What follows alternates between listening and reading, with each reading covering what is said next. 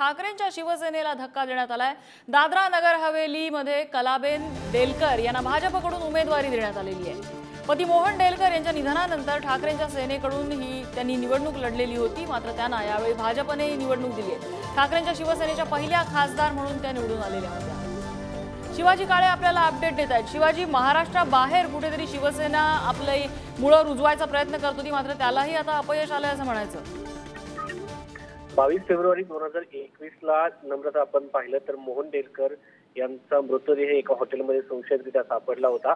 त्यानंतर भाजपच्या नेत्यांवरती मोठे आरोप करण्यात आले होते। त्यांच्या मृत्यूमागे भाजपच्या एका बड्या नेत्याचा हात आहे अशा प्रकारचे आरोप केले होते आणि त्यानंतर त्या उद्धव ठाकरे यांच्या शिवसेना पक्षामध्ये सहभागी झाल्या होत्या। पहिल्यांदाच त्या दादरा नगर हवेलीमधून निवडून देखील आल्या।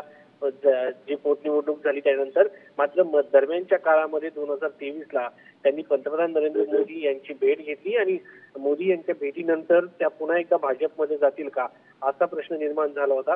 2014ला देखील मोहन डेलकर उभे राहिले होते, मात्र त्यांचा पराभव झाला होता। 2019ला जेव्हा ते अपक्ष उभे राहिले, भाजपच्या विरोधात ते निवडून आले, मात्र त्यांचा मृत्यू झाल्यानंतर त्यांच्या पत्नी या शिवसेनेमध्ये आल्या आणि शिवसेनेमधून उद्धव ठाकरे गटाच्या वतीने निवडून आल्या होत्या। मात्र ही सीट देखील मात्र दरम्यानच्या काळामध्ये पंतप्रधान नरेंद्र मोदी यांची झालेली भेट आणि पुन्हा एकदा त्या भाजपमध्ये सहभागी होते याच्या चर्चा ज्या सुरू होत्या, त्या चर्चेनंतर आता त्यांना भाजपने उमेदवारी दिलेली आहे।